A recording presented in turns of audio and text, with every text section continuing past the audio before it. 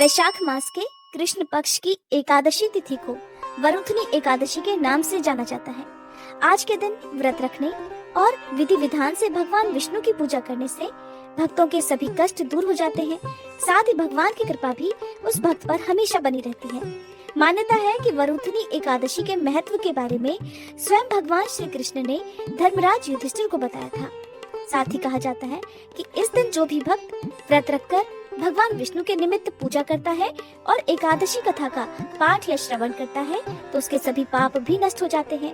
तो आज की इस वीडियो में आप सुनिए वरुथनी एकादशी की कथा और आरती। वरुथनी एकादशी का व्रत सभी प्रकार की कामनाओं को पूर्ण करने वाला है। इस एकादशी के प्रभाव से ही राजा मांधाता को स्वर्ग की प्राप्ति हुई थी और इसी प्रकार धुंधुमार आदि भी स्वर्ग को गए थे। वरुथनी एकादशी के उपवास का फल 10 सहस्त्र वर्ष तपस्या करने के फल के समान है। कुरुक्षेत्र में सूर्य ग्रहण के समय जो फल एक बार स्वर्ण दान करने से मिलता है, वही फल वरुथनी एकादशी का उपवास करने से बड़ी आसानी से मिल जाता है। इस व्रत से प्राणी इस लोक और परलोक दोनों में सुख प्राप्त करते हैं और अंत में स्वर्ग के भागी बनते हैं। वरुथनी एकादशी की कथा सुनाने के लिए आइए आपको लिए चलते हैं द्वापर युग की ओर, जहाँ पर समय समय पर भगवान श्री कृष्ण धर्मराज युधिष्ठिर को उनके पूछने पर वर्ष भर में आने वाले सभी एकादशी व्रतों का महात्म्य सुनाते रहते हैं। ऐसे ही एक समय पांडवों के सबसे बड़े भाई धर्मराज युधिष्ठिर ने बड़ी विनम्रता पूर्वक भगवान श्री कृष्ण से पूछा, हे केशव, आपके श्रीमुख से मैंने अनेकों एकादशी व्रत का महात्म्य सुना है। आने वाली वैशाख मास के कृष्ण पक्ष की एकादशी का नाम वरुथनी एकादशी है, इस बात को तो मैं जानता हूँ। अब आप कृपा कर मुझे इस एकादशी का महात्म्य भी सुनाने की कृपा करें। इस एकादशी को रखने से किस पुण्य फल की प्राप्ति होती है और इसका महात्म्य क्या है? तब भगवान श्री कृष्ण ने मुस्कुराते हुए धर्मराज युधिष्ठिर के पूछे गए प्रश्न का उत्तर इस प्रकार दिया, हे धर्मराज, ये एकादशी इतनी विशेष एकादशी तिथि है जिसका पालन करने से इस जन्म और अगले जन्म में भी सौभाग्य की प्राप्ति होती है। इस एकादशी व्रत का पालन करने से व्यक्ति इस जन्म में सभी सुखों को भोगकर अंत में जीवन और मरण के चक्र से हमेशा हमेशा के लिए मुक्त हो जाता है, अर्थात उसे मोक्ष मिल जाता है और भगवान श्री हरि के धाम वैकुंठ लोक में वह निवास पाता है। प्राचीन समय की बात है, नर्मदा नदी के किनारे एक राज्य था जिस पर मांधाता नामक राजा राज्य किया करते थे। राजा बहुत ही पुण्यात्मा थे और अपनी दानशीलता के लिए वे बहुत दूर दूर तक प्रसिद्ध थे। वे तपस्वी भी थे और भगवान विष्णु के उपासक भी थे। एक बार राजा जंगल में तपस्या करने के लिए चले गए और एक विशाल वृक्ष के नीचे अपना आसन लगाकर उन्होंने कठिन तपस्या आरंभ कर दी। अभी वे तपस्या में लीन ही थे कि एक जंगली भालू ने उन पर हमला कर दिया और वह उनके पैर को चबाने लगा। लेकिन राजा मांधाता तपस्या में ही लीन रहे और भालू उन्हें घसीटकर ले जाने लगा। तो ऐसे में राजा को घबराहट होने लगी। उन्हें अत्यंत पीड़ा हो रही थी, लेकिन उन्होंने तपस्वी धर्म का पालन करते हुए बिल्कुल भी क्रोध नहीं किया और भगवान विष्णु से ही इस संकट से उबारने की प्रार्थना की। भगवान अपने भक्त पर संकट भला कैसे देख सकते हैं? अपने भक्त की करुण पुकार सुनकर भगवान विष्णु वहां तुरंत ही प्रकट हुए और भालू को अपने सुदर्शन चक्र से मार गिराया। लेकिन तब तक भालू राजा के पैर को लगभग पूरा चबा चुका था। राजा बहुत दुखी थे, बहुत पीड़ा में थे। भगवान विष्णु ने कहा, वत्स, विचलित होने की आवश्यकता नहीं है। वैशाख मास के कृष्ण पक्ष की एकादशी, जो कि वरुथनी एकादशी है, आने ही वाली है। उस दिन तुम मेरे वराह रूप की पूजा करना। व्रत के प्रताप से तुम पुनः संपूर्ण अंगों वाले हष्ट पुष्ट हो जाओगे। भालू ने तुम्हारे साथ जो कुछ भी किया, हे राजन, वह तुम्हारे पूर्व जन्म के पाप का ही फल था और इस एकादशी के व्रत से तुम्हें सभी पापों से भी मुक्ति मिल जाएगी। ऐसा कहकर भगवान विष्णु अंतर्ध्यान हो गए।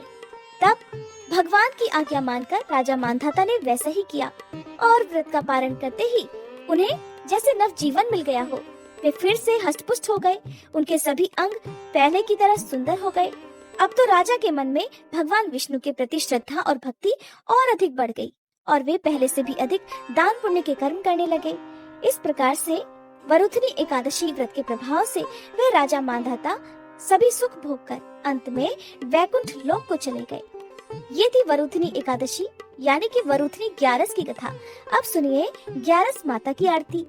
ओम जय एकादशी माता, मैया जय एकादशी माता, विष्णु पूजा व्रत को धारण कर शक्ति मुक्ति पाता। ओम जय एकादशी माता। तेरे नाम गिनाऊं देवी भक्ति प्रदान करनी, गण गौरव की देनी माता शास्त्रों में वरनी। ओम जय एकादशी माता। मार्गशीर्ष के कृष्ण पक्ष की उत्पन्ना विश्वतारिणी जन्मी, शुक्ल पक्ष में हुई मोक्षदा मुक्तिदाता बन आई। जय एकादशी माता। पौष के कृष्ण पक्ष की सफला नामक है, शुक्ल पक्ष में होई पुत्रता आनंद अधिक रहे। ओम जय एकादशी माता। नाम षट तिला माघ मास में कृष्ण पक्ष आवे, शुक्ल पक्ष में जया कहावे विजय सदा पावे। जय एकादशी माता। विजया फागुन कृष्ण पक्ष में शुक्ला आमल की, पाप मोचनी कृष्ण पक्ष में चैत्र महाबली की। ओम जय एकादशी माता। चैत्र शुक्ल में नाम कामदा धन देने वाली, नाम बरूथनी कृष्ण पक्ष में वैशाख महावाली। ओम जय एकादशी माता। शुक्ल पक्ष में होई मोहनी अपराजेष्ठ कृष्ण पक्षी, नाम निर्जला सब सुख करनी शुक्ल पक्ष रखी। जय एकादशी माता। योगिनी नाम आषाढ़ में जानो कृष्ण पक्ष करनी, देव शयनी नाम कहायो शुक्ल पक्ष धरनी। जय एकादशी माता। कामिका श्रावण मास में आवे कृष्ण पक्ष कहिए, श्रावण शुक्ला होए पवित्रा आनंद से रहिए। जय एकादशी माता। अजा भाद्रपद कृष्ण पक्ष की परिवर्तनी शुक्ला, इंद्रा आश्विन कृष्ण पक्ष में व्रत से भव सागर निकला। जय एकादशी माता।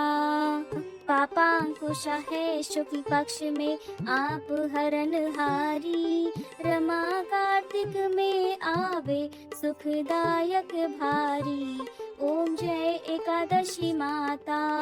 देवोत्थानी शुक्ल पक्ष की दुख नाशक मैया, पावन मास में करो विनती पार करो नैया। ओम जय एकादशी माता। परमा कृष्ण पक्ष में होती जन मंगल करनी, शुक्ल पक्ष में होई पद्मनी दुख दारिद्र हरनी।